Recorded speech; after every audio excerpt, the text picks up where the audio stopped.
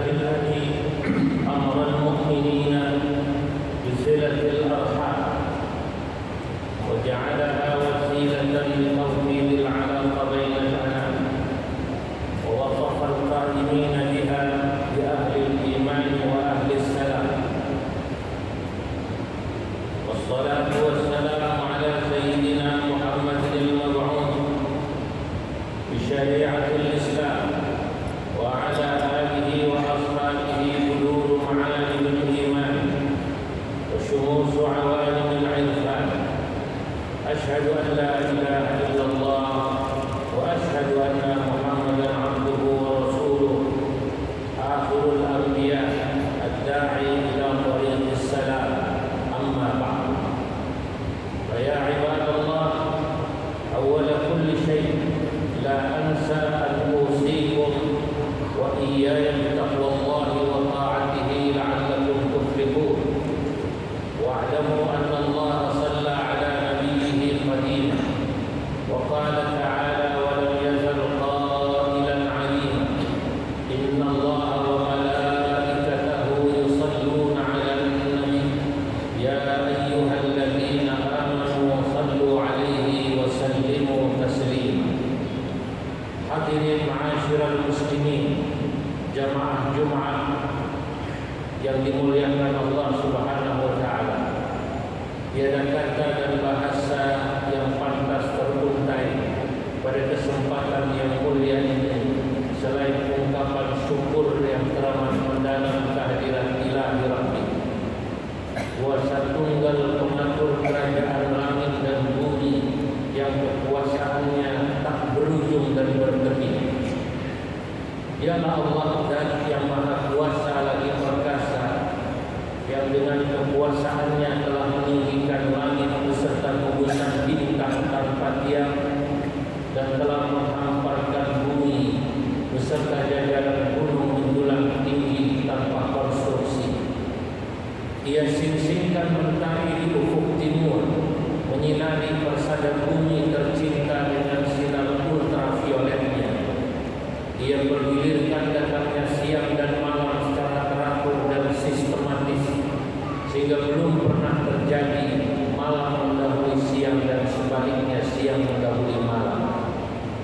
Dialah Allah dan yang Maha Rahman, Maha Rahim, Maha Pengasih tak pilih kasih, Maha Penyayang yang kasih sayangnya tak terbilang. Begitu besar nikmat dan karunia dilimpahkan pada manusia, sehingga jikalau kita mencoba mengkalkulasi nikmat-nikmat tersebut sekalipun menggunakan alat yang paling canggih, percayalah runtunan nikmat Allah tidak akan pernah bisa kita hitung. Wa in ta'uddu ni'mat Allah la tuhsuha. Begitu Allah berfirman dalam Al-Quran. Salawat bertaburkan salam sejahtera abadi kepada manusia besar yang telah dibesarkan oleh Allah yang Maha Besar, pribadi dan suci yang segala dosa dan kesalahannya telah diampuni.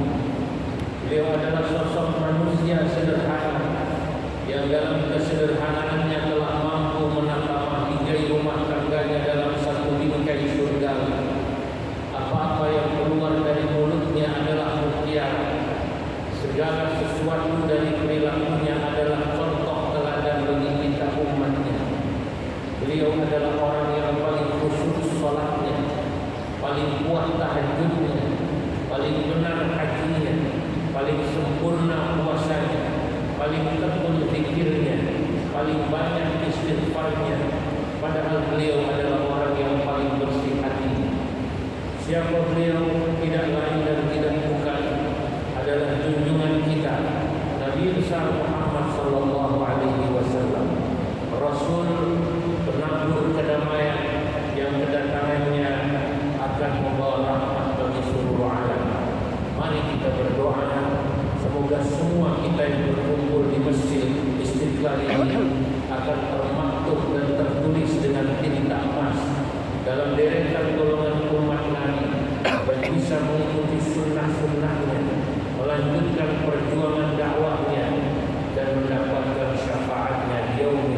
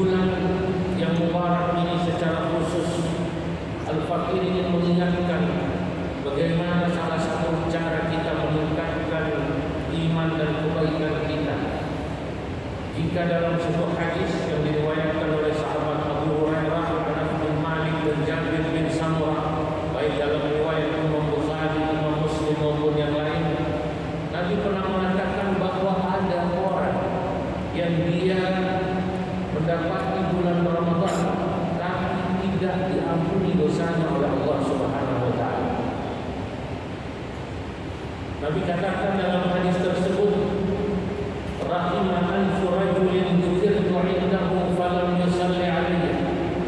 Merugilah seseorang yang namaku disebut di hadapannya, dia tidak membaca salawat kepadaku, kata Nabi. Wa rahimah alfu rajulin dakhala alayhi Ramadan summa salaha falam yurfad lahu.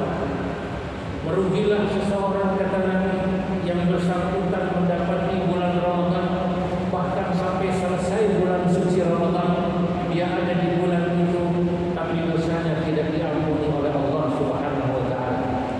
Baru yang ketika Nabi mengatakan wa rahimah alfu rajulin adraka abawahu al-kibar falam yadkhulahu al-jannah. Yang merugilah seseorang yang dia masih memiliki kedua orang tua di saat usianya sudah sepuh, tapi kedua orang tuanya tidak menjadi penyebab yang bersangkutan masuk ke dalam surganya Allah Subhanahu wa taala. Berdasarkan hadis di atas yang baru saja kita baca, kita dengarkan, maka kita sebagai kaum mukminin mestinya meyakini bahwa siapapun yang ia mendapati bulan Ramadan, dia bisa mengerjakan ibadah di bulan suci Ramadan dan diberi taufik oleh Allah Subhanahu wa taala untuk melaksanakan ibadah di bulan suci Ramadan, baik puasa, salat, sedekah dan lain sebagainya, sesungguhnya orang tersebut adalah orang yang mendapatkan karunia ampunan dari Allah Subhanahu wa taala. Pertanyaannya, kalau Nabi Muhammad mengatakan merugilah jika dia tidak diampuni Allah, apa pasalnya? Apa sebabnya? Kata para ulama, tentu ada beberapa sebab. Ada seseorang yang di bulan suci Ramadan dia menyia-nyiakan kesempatan ibadah di bulan suci Ramadan. Sama seperti ada seseorang yang memiliki kedua orang tua, tapi ia tidak menggunakan kesempatannya untuk berbakti kepada kedua orang tuanya di bulan suci Ramadan. Tidak menggunakan kesempatannya untuk berbakti kepada kedua orang tuanya.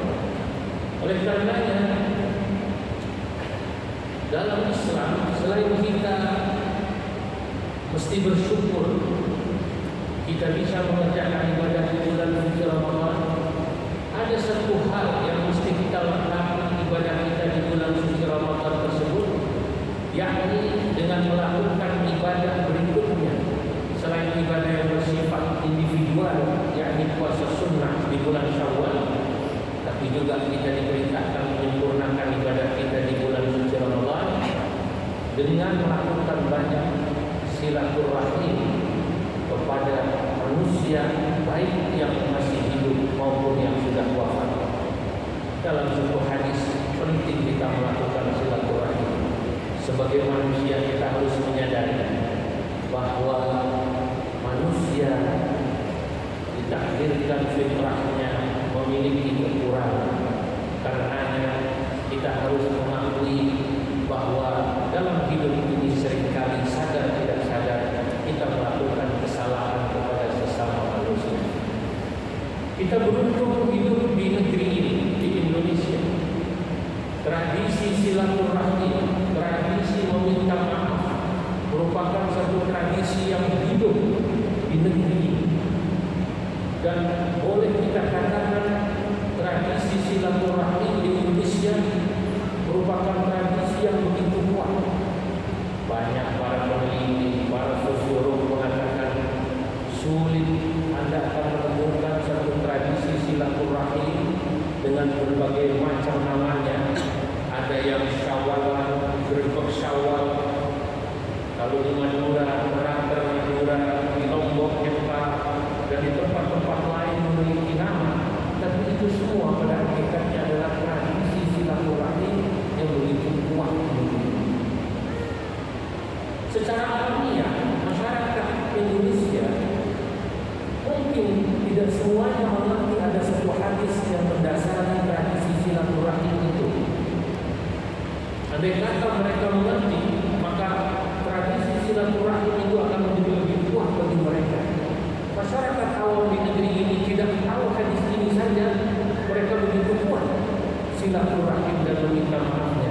Bayangkan jika ketika mereka membaca sebuah hadis yang diriwayatkan oleh sahabat Abu Hurairah, di mana Nabi Muhammad sallallahu alaihi wasallam bersabda, qala Rasulullah sallallahu alaihi wasallam, man kana lahu madlamatun li akhihi min irdihi aw shay'in falyatahallal minhu al-yawm qabla an la yakuna dinarun wa la dirham in kana lahu 'amalun salih ukhidha minhu bi qadri madlamatihi wa in lam yakun lahu hasanat ukhidha min sayyi'ati sahibihi fa humila 'alayhi, akhrajahu al-Bukhari.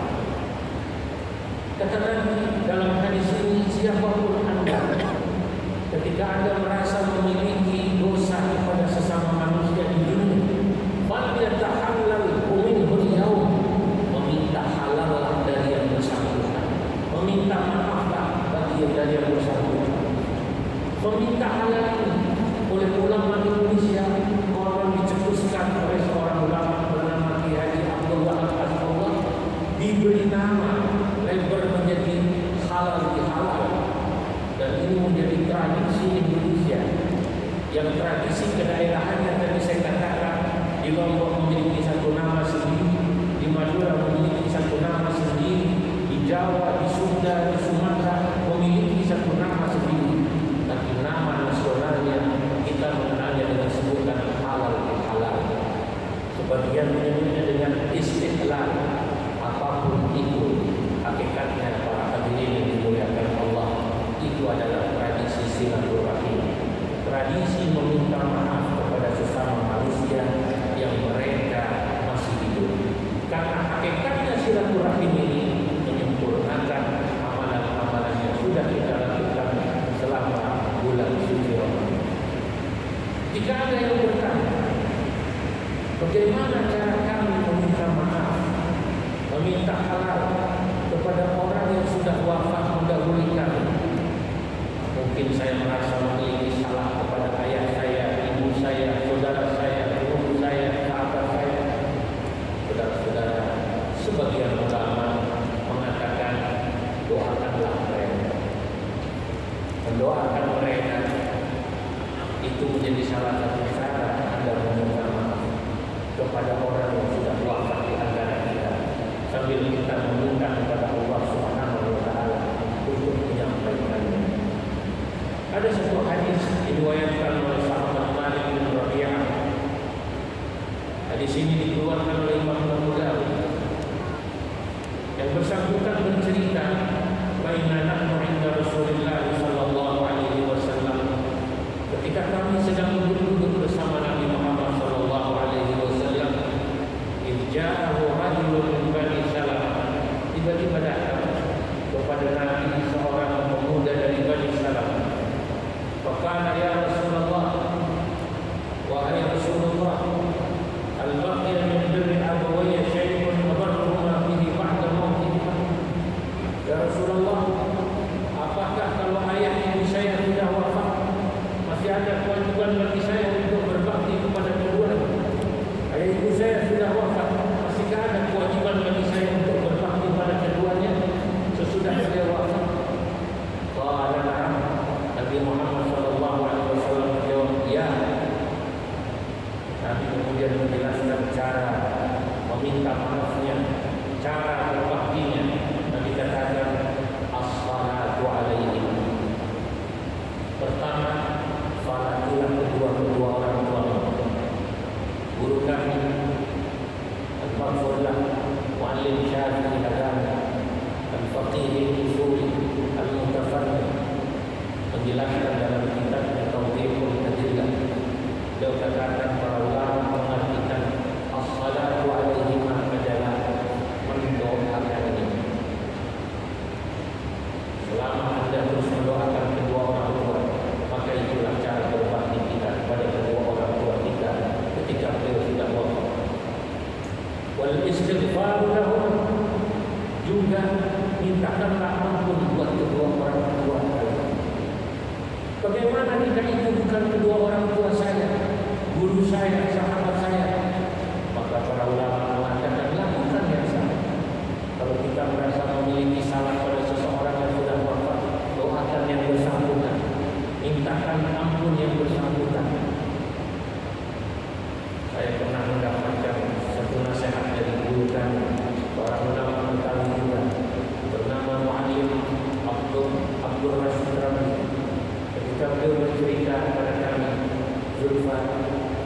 Saya setiap waktu salat selalu mendoakan dirimu, selalu memintakan ampun kepada Allah atas dosa-dosa. Menangis air mata ini mendengar beliau guru kami mengatakan begitu. Apa alasan beliau mendoakan kami sebagai muridnya? Ternyata beliau mengatakan, doakanlah saudara, is'alil afiyah li akhika turzaq bi nafsi. Kalau kau mendoakan saudaramu, memintakan ampun buat saudaramu, baik yang sudah hidup maupun yang sudah wafat, maka Allah Subhanahu wa taala akan memberikan itu pada kita. Hadis ini, karena keterbatasan waktu kami tak bisa menjelaskan semuanya, cukuplah menjadi dalil bagi kita bahwa kita masih bisa bersilaturahmi dengan orang yang sudah